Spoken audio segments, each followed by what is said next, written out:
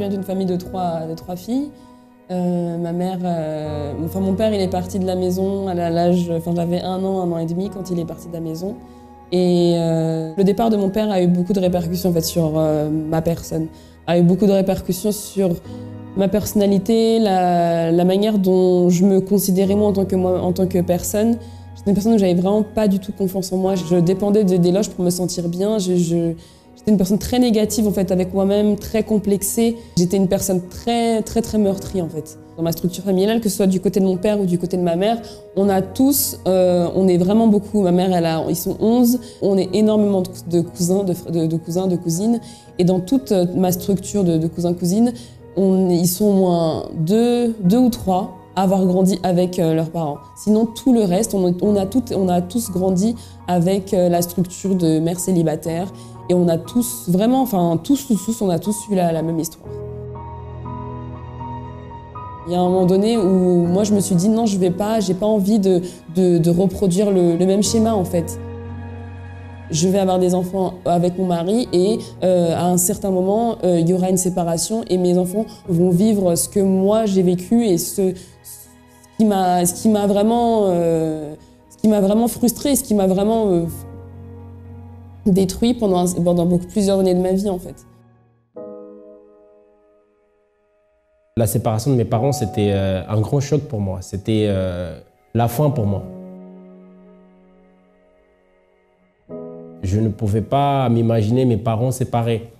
Ils s'étaient déjà séparés, mais entre-temps, ils habitaient quand même dans la même maison. Donc, des fois, il y avait des bagarres, il y avait des mauvais comportements. Quand, malheureusement, la trahison est rentrée dans leur couple, cela a complètement banni notre vie, notre manière de penser, notre rêve.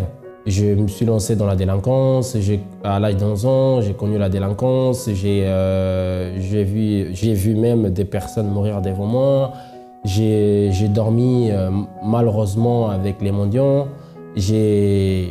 Plusieurs fois, ma vie était en danger. J'ai connu la vie de la nuit, j'ai connu la drogue, j'ai connu malheureusement, comment dirais-je, la délinquance vraiment très tôt. Mais très approfondie. J'avais quel âge? 11-12 ans. Les pires moments de ma vie, c'était quand j'étais avec des amis à notre très jeune âge. Et mes amis, à l'heure de déjeuner, avaient leur maman qui venait les appeler. Et moi, je n'avais pas tout ça. Moi, je n'avais pas tout ça. Quand leur maman les appelait pour aller manger, moi, personne ne m'appelait. C'était des moments que j'ai souffert vraiment beaucoup. J'avais la haine, en gros, à l'intérieur de moi, contre ma propre mère. J'avais des envies de suicide parce que ma mère n'était pas là. J'avais vraiment cette envie de me suicider. Quand j'ai connu le centre d'accueil, j'ai découvert que je n'avais pas besoin de souffrir de la manière que je souffrais auparavant. Et je me suis rendu compte qu'il y avait une sortie, que ce n'était pas la fin. Donc quand j'ai pris vraiment la décision de me donner à Dieu, c'est là que j'ai compris que ma vie pouvait changer.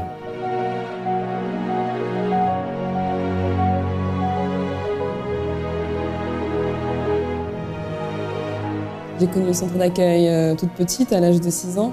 Mais en grandissant, c'est vraiment à l'âge, mon adolescence, j'ai vraiment pris une décision d'être heureuse en fait, d'être heureuse à l'intérieur de moi, d'être une personne en fait réalisée en tant que personne individuellement en dehors de toute chose. Après ma décision, au fur et à mesure des différentes réunions auxquelles je participais, je me suis rendu compte qu'en fait il y avait une solution pour moi véritablement et que cette solution pour moi, elle dépendait vraiment de mes attitudes parce qu'on ne peut pas vouloir un changement en ayant tout le temps les mêmes attitudes en fait.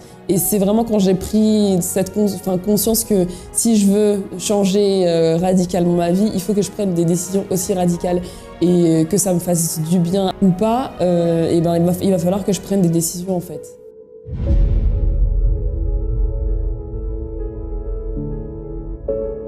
Une fois qu'on était déjà tous les deux bien réalisés dans son état d'esprit, sa manière de penser, surtout avec Dieu dans nos décisions, on savait déjà qu'une fois que Dieu au milieu, on pouvait bâtir un avenir complètement différent de celui qu'on a eu comme exemple, c'était de nos parents. Malgré les mauvaises décisions que nos parents ils ont prises dans le passé, on n'est pas obligé de passer par là, par la même difficulté, la même vie sentimentale détruite ou autre.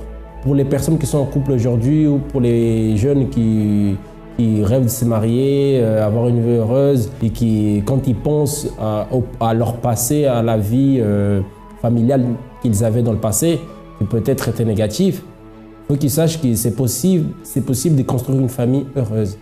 C'est possible de construire une famille, mieux dire, bien structurée. Cela sera grâce à leurs propres décisions. Et surtout, c'est très important de mettre vraiment Dieu au milieu. De mettre vraiment ça... Parce que c'est en faisant cela qu'ils arriveront à prendre des bonnes décisions. Et qu'ils pourront changer leur histoire. Ils pourront changer en quelque sorte leur avenir de l'échec à la réussite.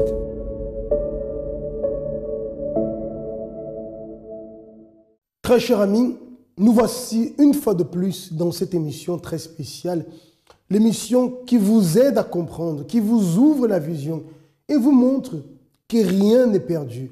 Tandis que beaucoup aujourd'hui, malheureusement, baissent les bras, abandonnent, se désespèrent.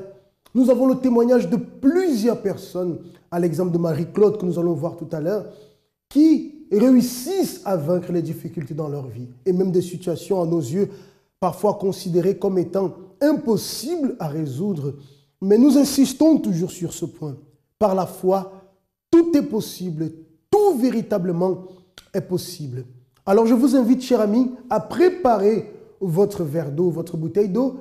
Nous allons prier tout à l'heure en fin d'émission en votre faveur pour demander à Dieu de vous apporter la force dont vous avez besoin pour pouvoir lutter, bien sûr, et vaincre votre situation. Voyons l'histoire de Marie-Claude. Comment vous êtes arrivée au centre d'accueil universel, Madame Marie-Claude? Quand je suis arrivée au centre d'accueil, j'ai été invitée par ma sœur à Évry-Courcouronnes. Et quand je suis arrivée, c'était un dimanche, ma vie était détruite. C'est-à-dire? J'avais plus de vie de famille.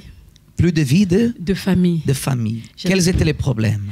J'avais des problèmes avec le père de mes enfants.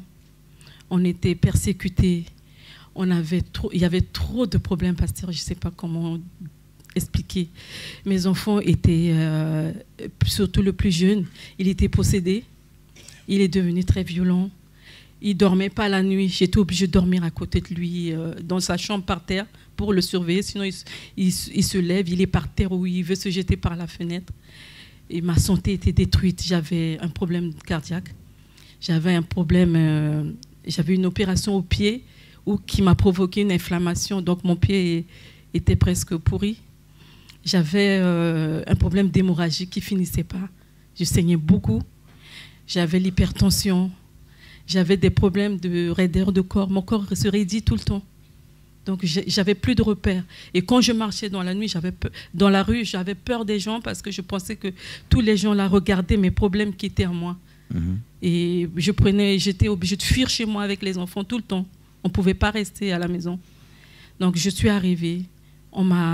Ils ont commencé à parler. Elle m'a dit, ma soeur me dit, si la campagne arrive, il ne faut pas la louper. Il faut la faire. Donc, quand je suis arrivée, mes enfants, ça n'allait pas. Mon fils qui avait 10 ans, il a grossi, il faisait plus de 100 kilos. On a fait tous les médecins, on n'avait pas trouvé de solution. Et l'autre qui passait son temps à taper sa tête contre le mur. On était possédés. Le matin, je me réveillais, il ne fallait pas que je me regarde devant une glace, sinon j'ai un coup derrière, j'avais des fissures quand je me déshabille. On me déchirait le dos par une lame, mais on ne voyait personne. On avait des voix qui étaient là. Vous étiez victime de la sorcellerie, de la magie, voilà. Toutes ces choses. Et dans cet état, vous êtes arrivé au centre d'accueil. Dans cet état, je suis arrivée au centre d'accueil. Qu'est-ce que vous avez commencé à faire pour changer cette situation? Ce que j'ai commencé, j'ai entendu, ma sœur me dit campagne. Quand je suis venue, j'ai demandé à l'homme de Dieu, j'ai dit, mais la campagne, c'est quoi? Et ça commence quand? J'ai dit, moi, je suis pressée de faire la campagne parce que j'avais plus de solution. J'ai sacrifié déjà. Et qu'est-ce qui s'est produit? Et les enfants, mon fils, Émeric, il a changé. Il a maigri du jour au lendemain, il a tout perdu. Et au fur et à mesure, mes enfants, le grand, il a changé. La santé, ma santé, normalement, je devais être opérée du cœur. On ne m'a pas opérée du cœur. Les fibromes, on ne m'a pas opérée non plus. J'ai plus d'hémorragie, j'ai plus de fibromes. Et on m'a déclarée handicapée. Je ne suis plus handicapée. Parce que quand j'étais même à l'hôpital, je venais pour faire mon sacrifice. Donc, je ne suis plus handicapée. Le pied qui était pourri. Le pied qui était pourri est guéri maintenant. J'arrive à courir, à conduire, à monter les escaliers. J'habite au 5e étage, pasteur. Et je monte tous les jours. Et je m'aime. Avant, je ne m'aimais pas. Oui. Je me détestais. Je m'aime beaucoup. Oui. Et je me suis donnée à Dieu. Et j'ai des enfants qui m'aiment aussi à l'église. Vous avez Et la que santé. et je les aime beaucoup aussi. Oui. J'ai la santé. Et je suis pour Dieu. Ça vaut la peine, ça ne vaut pas la peine de sacrifier. Ça madame. vaut la peine, pasteur. Si Jésus n'aurait pas opéré dans votre vie, où seriez-vous aujourd'hui? Je serais morte, pasteur. Vous croyez? Parce qu'on a déclaré que j'allais mourir il y a une année que je devais. Et j'allais mourir. Mais si je n'avais pas trouvé le centre d'accueil, je serais morte aujourd'hui. Où vous avez trouvé Jésus, J'ai n'est-ce pas? trouvé Jésus. Aujourd'hui, vous avez la vie. J'ai la vie, j'ai la paix, j'ai le salut avec moi. Non, Ça vaut la Dieu. peine, ça ne vaut pas la peine de sacrifier, de faire les chaînes, de se battre. Ça vaut la peine, pasteur. Comment vous vous sentez aujourd'hui? Libre. Amen. Amen. Que Dieu vous bénisse, Madame Eric. Merci beaucoup. Monsieur Samuel, comment était votre vie avant d'arriver au centre d'accueil universel? Ce que je peux dire aujourd'hui, c'est qu'avant d'arriver au centre d'accueil, je ne vivais pas. Parce qu'aujourd'hui, je considère que je suis né au centre d'accueil. Parce que la vie que j'avais avant, c'était une vie d'enfer. C'était une vie une vie d'apparence, dans ce sens que à la maison, on voyait toujours que je suis quelqu'un de fort, quelqu'un qui console les autres, quelqu'un qui remonte, mais seul, la nuit, l'oreiller pouvait savoir dans quel état je me trouvais. C'est comme ça que je suis arrivé à l'église. J'avais déjà essayé le suicide. À plusieurs fois, je sortais de la maison, j'allais dans des gares de TGV pour me jeter. J'avais un ami qui habitait le 25e étage. J'allais dans son balcon, je voulais me sauter, mais il y avait toujours une voix qui me retenait pour que je ne le fasse pas. Aucun de ces domaines n'était bon parce que vie sentimentale, j'étais quelqu'un, c'est bizarre parce que j'étais quelqu'un, j'avais pas d'argent, mais je pouvais sortir avec 5-6 filles à la fois. Et je passais mon temps à détruire, j'étais méchant, c'est-à-dire je pouvais sortir avec une fille, sortir avec sa copine et peut-être même avec la sœur. C'était détruit parce que j'avais des relations incestueuses avec des cousines, une vie totalement détruite, la vie financière, vu que à un certain moment les études, j'ai pas pu aller plus loin, je pouvais pas avoir de métier, j'étais sans papier en France, je pouvais pas avoir de vie financière, ce qui fait que pour ma part, je valais rien. Moi-même, je me diminuais, c'est comme ça que j'étais quand je suis arrivé. Mais en arrivant au centre d'accueil universel, vous avez commencé à participer aux réunions. Qu'est-ce que vous avez fait pour changer votre vie? Je me suis appliqué parce que je me suis rendu compte que c'est ce qui a attiré mon attention, que tout est structuré. Donc déjà que ma vie ne l'était pas, j'ai commencé à faire les chaînes. Il y avait des jours, il y a des jours spécifiques pour la vie financière. Je suis arrivé, j'étais malade, une maladie du cœur que je traînais depuis des années. Et qu'à chaque fois que j'allais à l'hôpital, on me disait qu'il n'y avait rien, mais je savais que je souffrais. Ça veut dire que je faisais des chaînes, des propos de prière pour la vie financière, des propos de prière pour la santé. Et je me suis investi à fond pour la délivrance parce que j'en avais vraiment besoin. Et c'est ce qui m'a aidé pour que je sois là aujourd'hui. Aujourd'hui, ce Samuel est cette personne qui est, c'est-à-dire entière dans ce sens que ce que je suis ici, c'est ce que je suis à la maison, c'est ce que je suis au travail. Je suis établi aujourd'hui, je suis arrivé, j'avais pas de famille parce que je dépendais de ma mère, de mes sœurs. Aujourd'hui, je suis établi, je suis marié, j'ai une famille, je rentre à la maison, j'ai des enfants qui m'appellent papa, j'ai mon épouse qui m'attend à la maison. Professionnellement, aujourd'hui, j'avais pas de métier, j'ai dû faire une formation. Je suis entrepreneur aujourd'hui, je travaille avec mon épouse, on a des employés. J'ai aidé des personnes aujourd'hui, ce que j'étais incapable de faire avant. J'ai la paix, j'ai la joie et je vis aujourd'hui ce que je ne faisais pas avant. Tout a changé. Tout a radicalement changé. Ok, merci beaucoup.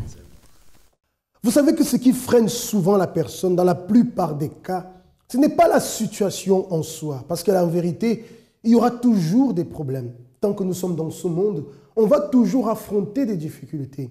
Donc, le problème en lui-même n'est pas dans les difficultés. Mais là où se trouve le problème, c'est à l'intérieur de chaque personne. C'est le genre de pensée qui se génère à l'intérieur de la personne.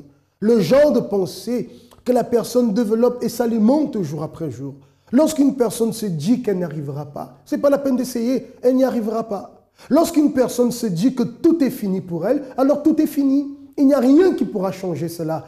Avec toute la volonté du monde, rien ne pourra changer dans la vie de cette personne. Alors je ne sais pas, quels sont les genres de pensées dont vous vous alimentez? Cela aussi peut déterminer l'état de votre vie.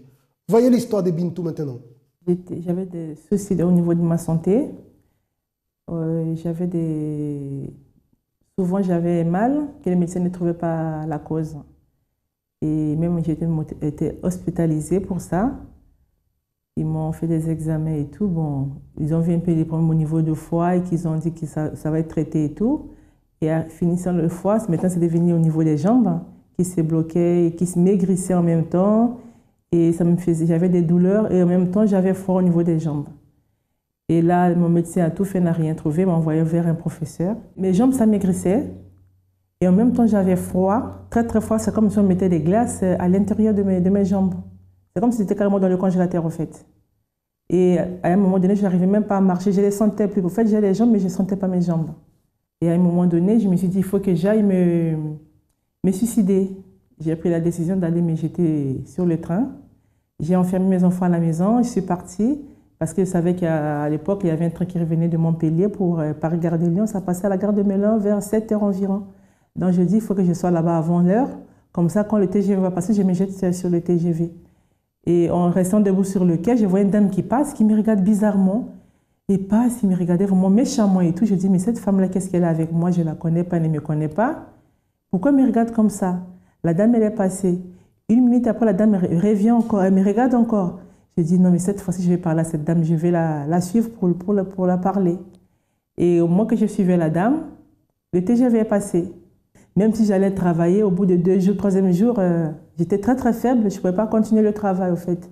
Donc on me proposait du travail aussi, mais je ne pouvais pas, mon corps ne répondait pas.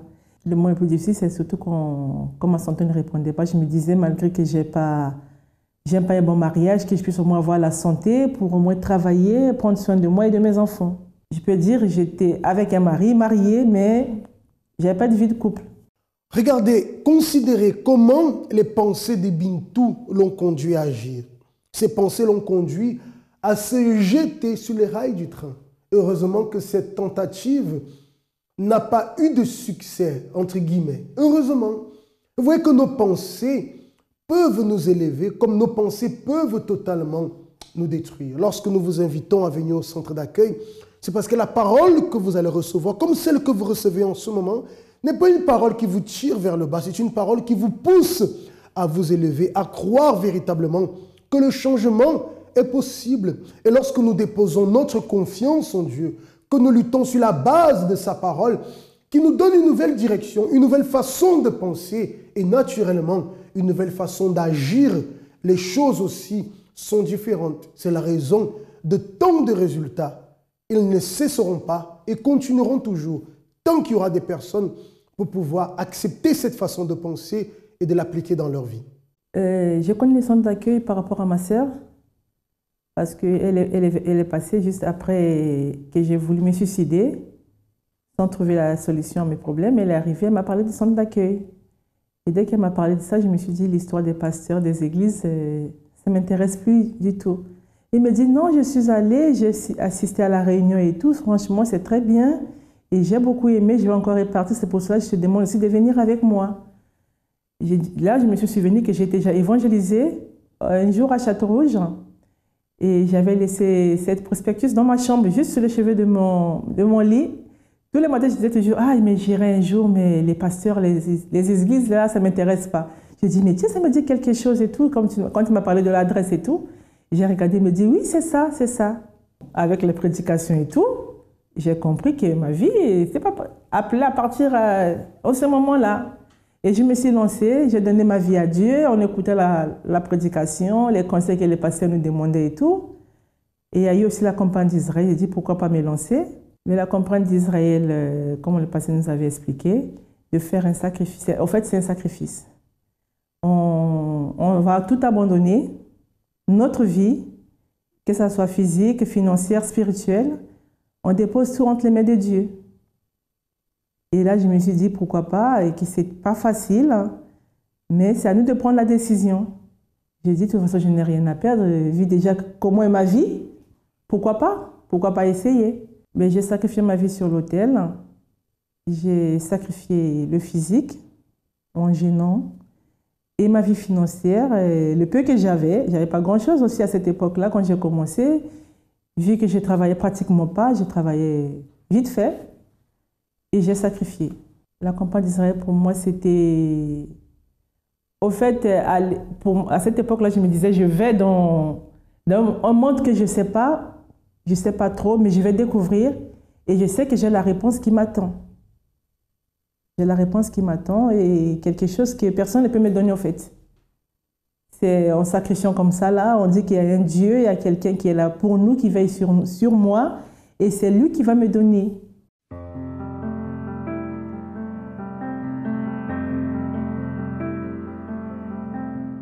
Ma vie aujourd'hui, je veux dire la lumière. Par rapport à ce que j'étais avant, je veux dire, c'est comme le jour et la nuit, quoi. Ça n'a rien à voir de ce que j'étais avant et aujourd'hui. Aujourd'hui, j'ai eu ma santé. J'ai ma santé, j'ai eu d'autres enfants, je me suis mariée, mais avec difficulté pour avoir les papiers pour mon mariage, parce qu'en fait, mon ex-mari avait tout bloqué.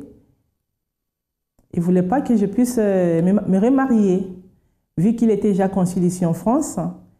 Et donc, la secrétaire, quand il m'a vue pour faire les papiers pour le mariage, j'ai dit non, je ne peux pas le faire parce que moi, je vous connais en tant que la femme de mon chef. Et je n'ai pas avoir les problèmes avec mon chef. Il est allé voir le consul a dit que non, je ne peux pas vous faire les documents. On va l'appeler pour demander son accord. Et quand il l'a appelé, il a dit non, hors de question, ne faites rien. Donc, à chaque fois que j'allais là-bas, le consul ne me calculait pas du tout. Ce n'était pas son problème. Madame, je ne peux rien faire pour vous. Me demander les documents, me compliquer la vie. À la fin, il finit par dire que non. Votre ex-mari a dit non. J'ai dit, mais vous travaillez pour l'État ou pour l'individu? Il dit non, madame, votre situation c'est compliqué, je ne peux rien faire pour vous. Et il y a eu la campagne d'Israël. Là, j'ai sacrifié pour ça. Et après, il y a eu le voyage en Israël.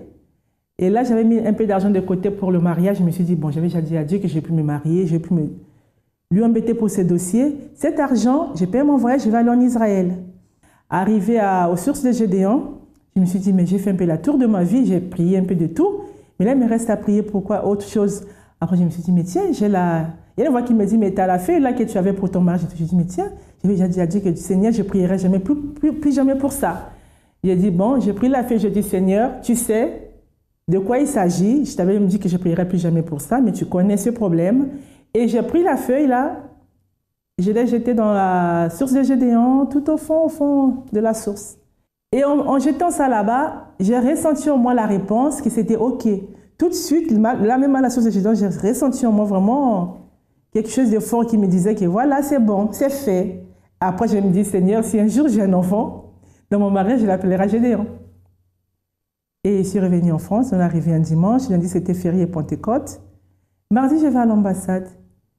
Dès que le consul a ouvert la porte, il m'a vu. Il y avait des gens qui attendaient et c'est moi qui l'a appelé. Venez madame, mais je vous cherchais depuis, vous savez que j'avais perdu mon téléphone, j'ai perdu vos coordonnées, j'avais besoin de vous et tout. Venez, venez, venez, venez. Alors pour votre mariage, vous avez tous vos documents, donnez-moi tout, on va vous faire vos papiers. Et je lui ai remis, il m'a fait tous mes papiers. Je suis heureuse maintenant, ma vie est comblée de joie. Je suis avec un homme de Dieu aussi, on est dans la même foi. Donc on est là et puis maintenant ma vie financière aussi, j'ai trouvé un travail qui me plaît bien, donc j'ai eu travail. Et j'ai la vie, mes enfants, ils ont la santé, ils ont la vie. Et j'ai eu un garçon que j'ai appelé Gédéon. J'ai connu des pasteurs qui étaient vraiment là pour moi, qui m'ont soutenu dans la douleur, dans la galère, ils étaient là. Ils m'ont dit, ne baisse pas les bras, lève-toi, va, fais ci, fais ça, fais ça.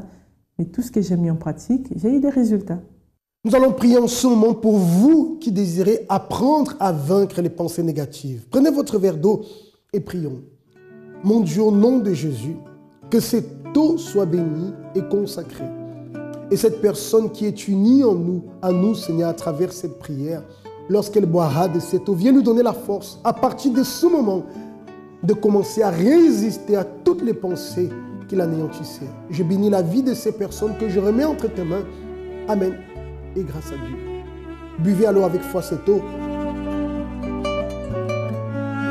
Et recevez, très cher ami, la force de lutter, la force de vaincre toutes les pensées négatives. Et j'aimerais profiter de l'occasion en ce moment pour vous faire une invitation, pour vous joindre à nous, justement ce dimanche, dans l'un de nos centres d'accueil, où vous allez recevoir une orientation, un soutien véritable, où vous serez fortifié dans la lutte que vous menez pour votre vie. Et j'ai la certitude que c'est un nouveau départ qui commence pour vous.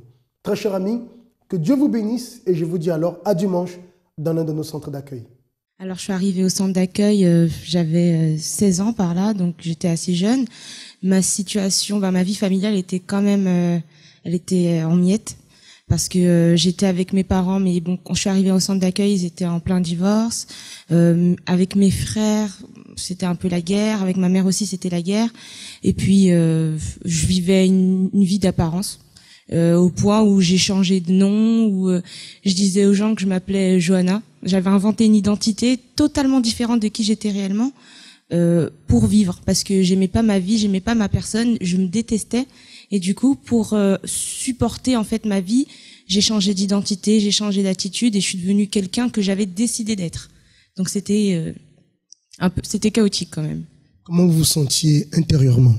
Eh bien, extérieurement déjà, j'avais l'air d'aller très bien.